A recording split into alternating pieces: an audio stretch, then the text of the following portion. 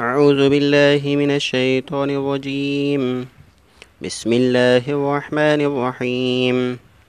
شهر رمضان الذي أنزل فيه القرآن هدى للناس وبينات من الهدى والفرقان، فمن شهد منكم الشهر فليصمه، ومن كان مريضا أو على سفر فعدة من أيام أخر، يريد الله بكم اليسر ولا يريد بكم العسر، ولتكملوا العدة ولتكبروا الله على ما هداكم ولعلكم تشكرون.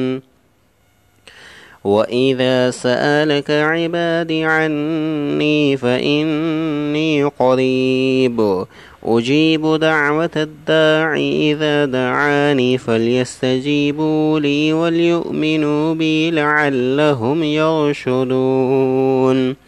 أحل لكم ليلة الصيام الرفث إلى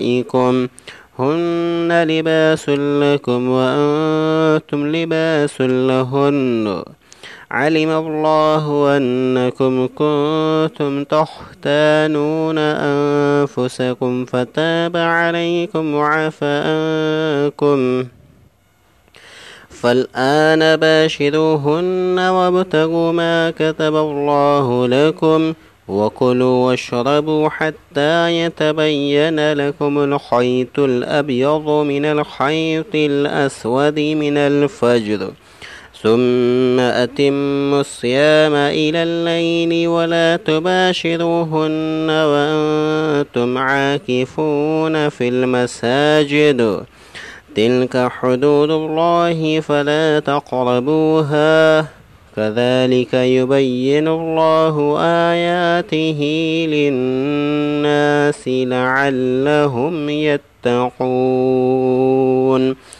صدق الله العظيم.